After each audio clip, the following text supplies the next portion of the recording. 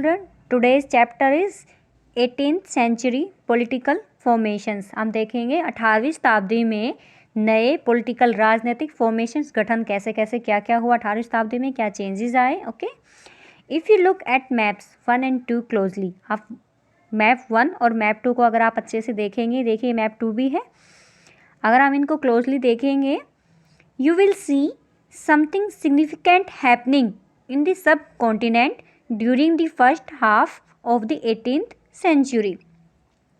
तो आपको पता चलेगा कि 18th सेंचुरी के स्टार्टिंग में फर्स्ट हाफ के दौरान जो सब कॉन्टिनेंट उपमहाद्वीप में कुछ स्पेशल विशेष रूप से कुछ घटनाएं घटी, वहाँ पे सिग्निफिकेंट हैपन हुआ.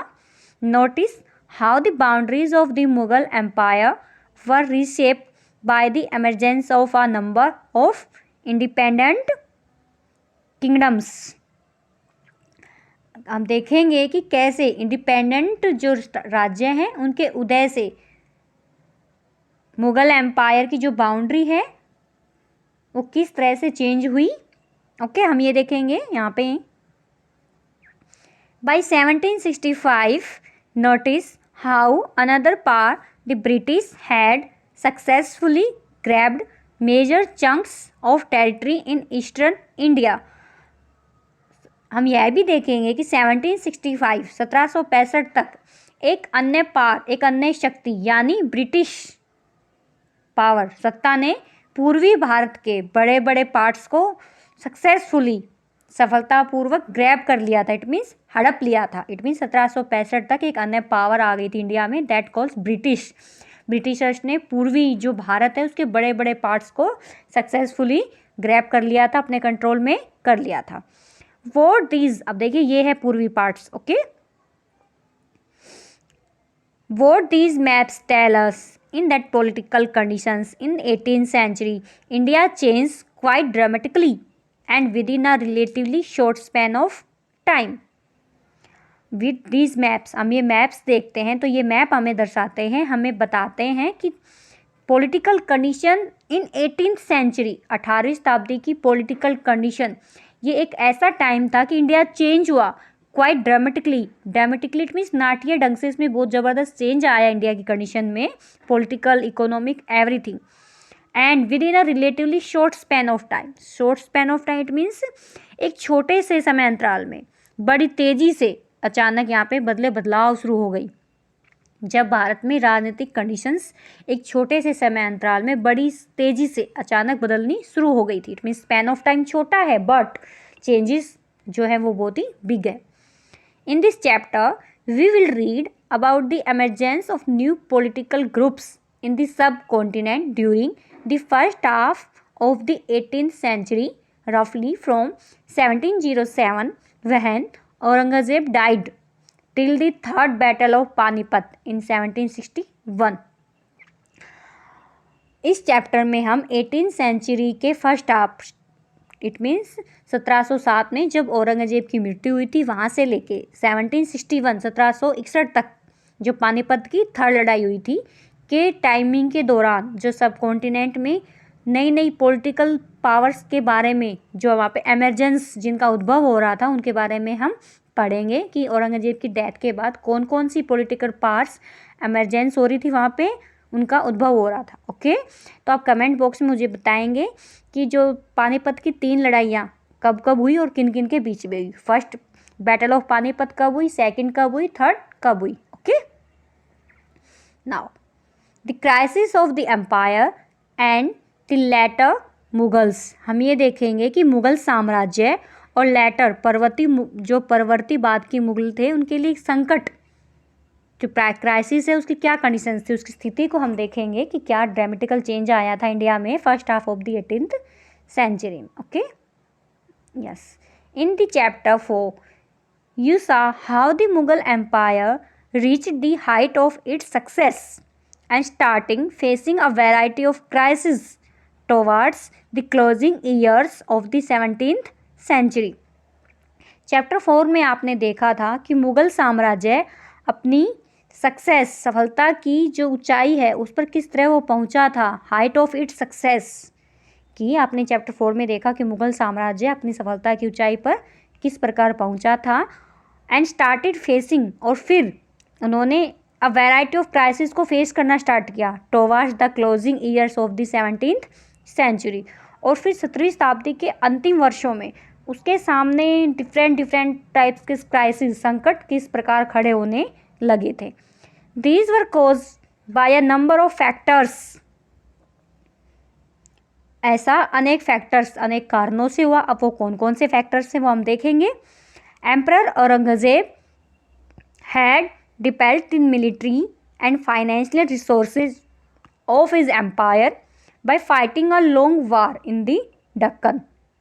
जो औरंगजेब था मुगल शासक, उसने दक्कन में 1769 के आसपास की बात है, एक लंबी लड़ाई लड़ी उन्होंने। और जो उसके साम्राज्य, जो उसके एम्पायर के जो मिलिट्री जो सैन्य थे और फाइनेंशियल रिसोर्सेज जो वित्तीय संसाधन थे, उनको बहुत अधिक उन्होंने खर्च कर दिया था दक्कन में। और मोस्ट कहा जाता है कि औरंगजेब ने दक्कन में ही अपना सारा सैन्य और जो उनके फाइनेंशियल रिसोर्सेज थे वो दक्कन को जीतने के लिए ही खर्च कर दिए थे। अंडर ही सक्सेसर्स, औरंगजेब के जो उत्तराधिकारी थे, सक्सेसर्स थे। अब आपको बताना है कि औरंगजेब के बाद मुगल शासक कौन बना। The efficiency of the imperial administration broke down. Aurangzeb के सक्सेसर्स, उत्तराधिकारियों के शासन काल में एम्पायर का जो प्रशासन है उसकी जो एफिशिएंसी, जो कार्य कुशलता है वो ब्रोक डाउन, समाप्त होने लगी।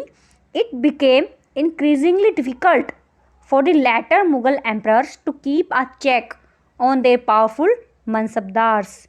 और जो मनसबदार के शक्तिशाली वर्ग थे उनको अपने कंट्रोल में रखना केंद्रीय सत्ता के लिए बहुत ही डिफ़िकल्ट हो गया था। इट मीन्स जो औरंगजेब के बाद जो मुगल बादशाह बने उनके लिए बहुत ही डिफ़िकल्ट हो गया था इन शक्तिशाली मनसबदारों के ऊपर अपने कंट्रोल उनके ऊपर करना। Nobles appointed as governors, subedars. Nobles, it means noble को अपॉइंट किया जाने लगा, अभिजात, उनको क्या कहते थे, गवर्नर्स को सूबेदार। Often control the offices of revenue and military administrations.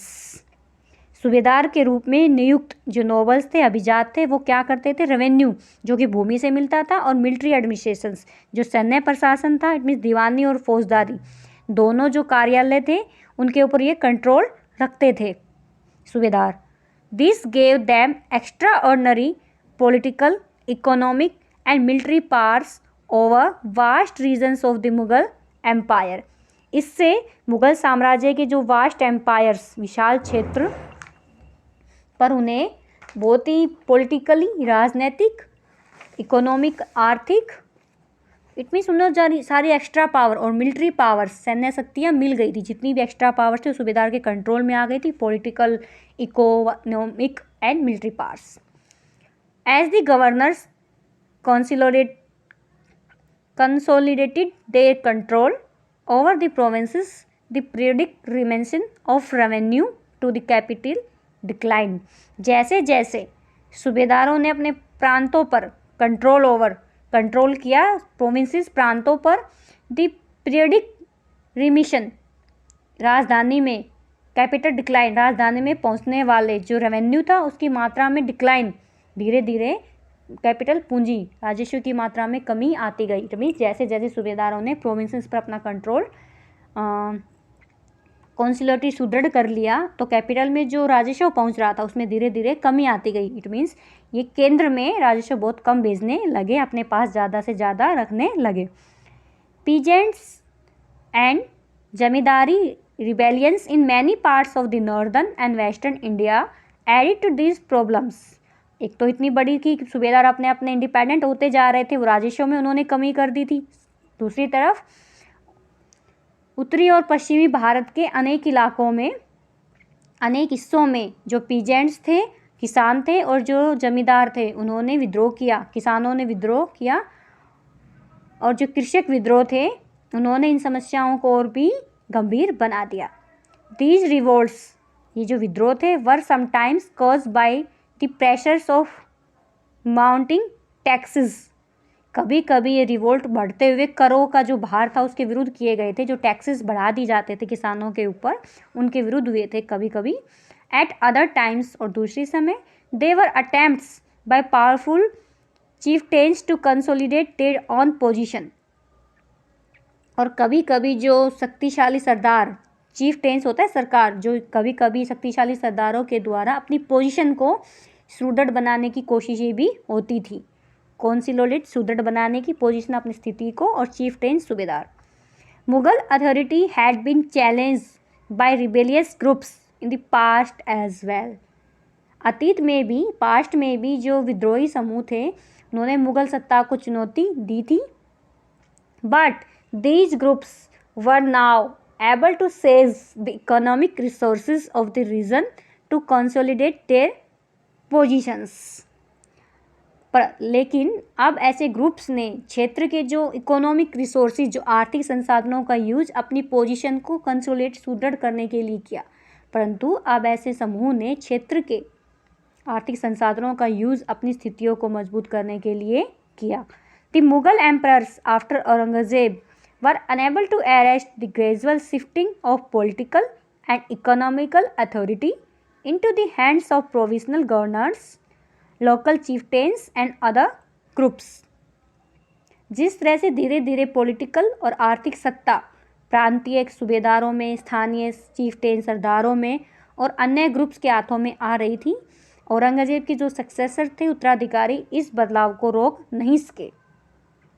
अभी देखिए, रिच हार्वेस्ट एंड एम्पटी कोफर्स, यहाँ पे दिखाया है कि भरपूर फसल हो रही है और खाली तिजोरियाँ, यहाँ पे कुछ दिया हुआ है तो आप देख लेना। Okay, now in the midst of this economic and political crisis, the ruler of Iran Nadir Shah sacked and plundered the city of Delhi in 1739 and took away immense amounts of wealth.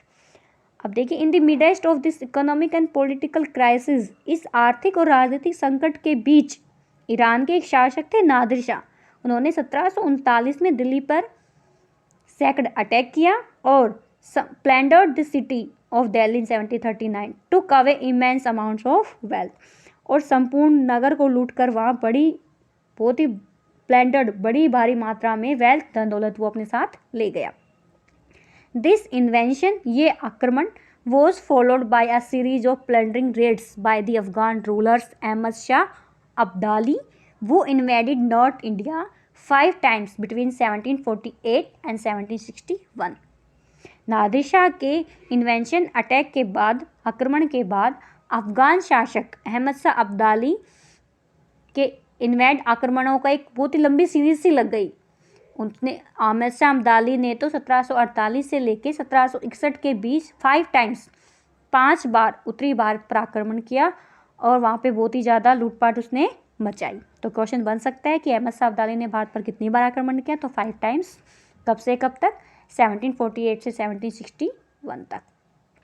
Nadir Shah attacks Delhi, अब यहाँ पे लिखा है कि नादिर शाह का दिल्ली पर आक्रमण। The devastation of Delhi after Nadir Shah's invention was described by contemporary observers। Nadir Shah के आक्रमण के परिणाम स्वरूप दिल्ली में जो विध्वंस हुआ था उसका वर्णन किसने दिया? वहाँ पे जो कंटेम्प्रेरी, जो समकालीन ऑब्जर्वर्स थे, उन्होंने किया था।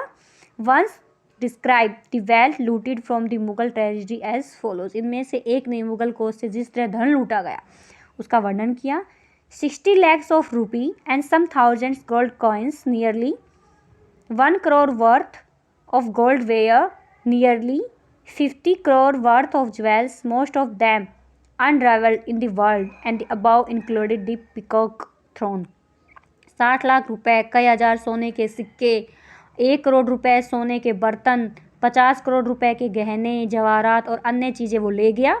इसमें से कुछ इतनी बेशकीमती थी कि दुनिया में उनका कोई पूरे वर्ल्ड में मुकाबला ही नहीं कर सकता, अनराइवल्ड, मुकाबला ही नहीं है। फॉर एग्जाम्पल पिकॉक थ्रोन, जिसको तख्ते ताउश यानी मयूर सिंहासन बोलते हैं। Another account describe the inventions impact upon Delhi, एक अन्य भी इम्पैक्ट में दिल्ली पर आक्रमण के प्रभाव का वर्णन किया है। वो had been masters were now in dire states, जो कभी मालिक थे अब बड़ी दर्दनाक हालत में आ गए हैं। And those who had been revered couldn't give even get water to quench their thirst, जिन्हें कभी भरपूर आदर इज्जत दी जाती थी, अब उन्हें प्यास बुझाने के लिए पानी भी नहीं मिलता। The recluses were pulled out of their corners. अलग अलग पड़े कॉर्नर्स में लोगों को उनके कोनों से खींचकर बाहर निकाल दिया गया था. The wealthy were turned into beggars. दौलतमंद wealthy जिनके पास बहुत ज़्यादा पैसा था, अब वो beggars भिखारी बना दिए गए. Those who once set the style in clothes now went naked, and those who owned property were now homeless. जो शौकीन लोग थे, सुंदर सुंदर कपड़े पहनते थे, पहनकर पोशाकों का जो नया नया फैशन चलाते थे, अब वो नेकड हो गए थे. और जिनके पास बहुत ज़्यादा प्रॉपर्टी थी, कोई कमी नहीं थी, अब वो होमलेस बेघर हो गए थे. The new city Shahjahanabad was turn into rubble. एक नया शहर शाहजनाबाद अब क्या बन गया था? रबल. रबल होता है मलबे का ढेर, इट मीन्स मलबा. Nadir Shah then attacked the old quarters of the city and destroyed a whole world that exist there. Nadir Shah ने शहर के पुराने मोहल्लों पर हमला किया और वहाँ की सारी दुनिया को तबाह कर डाला. बताया गया है नादिर शाह के अटैक के बारे में. Already under several pressures from all sides. साम्राज्य पर सब ओर से प्रेशर पड़ ही रहा था. The empire was further weakened by competition amongst different groups of nobles. अभी हमने देखा अभिजातों के डिफरेंट ग्रुप्स की आपस में जो कंपटीशन था, प्रतिद्वंदा ने इसे और भी कमज़ोर बना डाला. इतना क्राइसिस हो रहा था, ऊपर से जितने भी नोबल्स थे वो आपस में कंपटीशन कर रहे थे, इससे भी वो वहाँ पे वीकेंड हो गई वो condition. They were divided into 2 major groups और फंक्शंस. उनको जो अब नोबल्स थे 2 बड़े गुटों में वो बटे हुए थे, ईरानीज़ एंड तुरानीज़. 2 बड़े गुट कौन से थे? ईरानी और तुरानी. नोबल्स ऑफ तुर्किश डिसेंट, जो कि तुर्की मूल के थे. फॉर अ लॉन्ग टाइम, एक लंबे समय तक. The later Mughal emperors were puppets. Puppet होता है वो कठपुतलियाँ. In the hands of either one or the other of these 2 powerful groups. जो काफ़ी समय तक परवर्ती मुगल बादशाह इनमें से एक या दूसरे ग्रुप के हाथों की पपेट कठपुतली बने रहे, कभी ईरानी और कभी तुरानी के.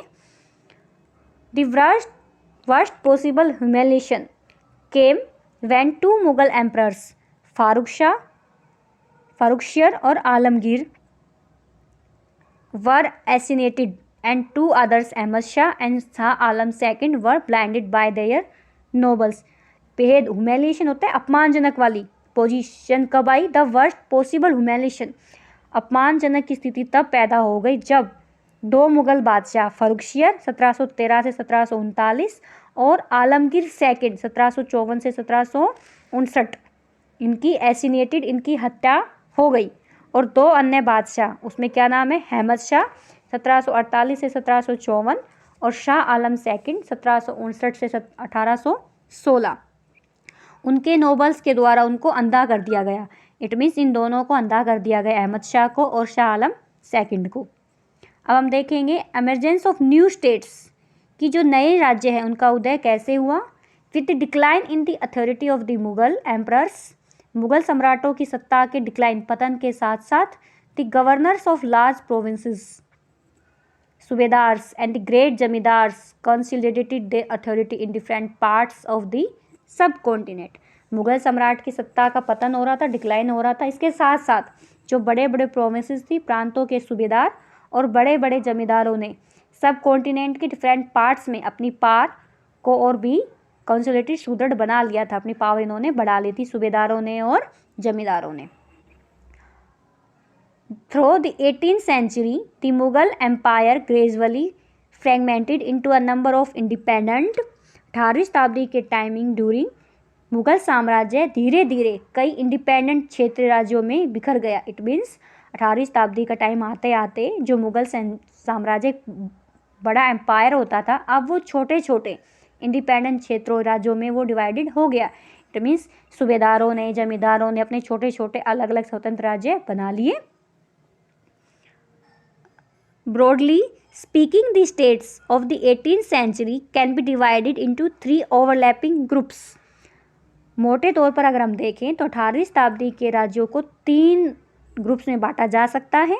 States that were old Mughal provinces like Awadh, Bengal and Hyderabad, although extremely powerful and quite independent.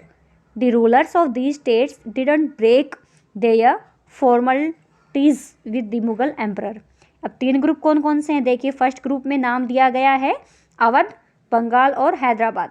ये वो राज्य थे जो पहले मुगल प्रोविंसेस, मुगल प्रांत थे। हालांकि इन राज्यों के जो शासक है वो बहुत ही पावरफुल, अति शक्तिशाली थे और काफ़ी टाइम हद तक ये इंडिपेंडेंट थे। उन्होंने मुगल बादशाह से फॉर्मलिटीज़, जो औपचारिक तौर पर अपने संबंध नहीं तोड़े थे। इट मीन्स फर्स्ट ग्रुप वो है जिसमें अवध, बंगाल, हैदराबाद आता है, जो कि बहुत ही एक्सट्रीमली पावरफुल हैं और क्वाइट इंडिपेंडेंट हैं, ठीक है। और ये मुगल प्रोविंसेस के ही पार्ट थे, बट इन्होंने फॉर्मलिटीज़ को ब्रेकआउट नहीं किया था मुगल एम्पायर के साथ। इट मीन्स इनकी फॉर्मलिटी चल रही थी मुगल साम्राज्य के साथ। Second part, states that had enjoy considerable independence under the Mughal as watan jagir. Second में ऐसे राज्य थे जो मुगलों के ओल्ड पुराने शासनकाल में वतन जागीरों के रूप में काफ़ी स्वतंत्र थे। किसके रूप में? वतन जागीरों के रूप में। These included several Rajput principalities. इसमें कई राजपूत प्रदेश भी शामिल थे। Third part, the last group included states under the control of Marathas, Sikh and other like the Jats. तीसरा जो ग्रुप है उसमें मराठे, सिखों और जाटों के राज्य आते हैं। These were of different sizes and had seized their independence from the Mughals after a long drawn armed struggle. ये विभिन्न साइज आकार के थे और इन्होंने एक कड़े और एक लॉन्ग ड्रान, लंबे सशस्त्र संघर्ष के बाद मुगलों से अपनी इंडिपेंडेंस को छीना था। इट मीन्स इन्होंने, मराठों ने, सिखों ने और जाटों ने मुगल एम्परर के खिलाफ स्ट्रगल्स किए, आर्म स्ट्रगल्स किए, सशस्त्र, और एक लंबे संघर्ष के बाद इन्होंने अपने इंडिपेंडेंस को प्राप्त किया था। Okay, thank you. नेक्स्ट हम नेक्स्ट वीडियो में देखेंगे।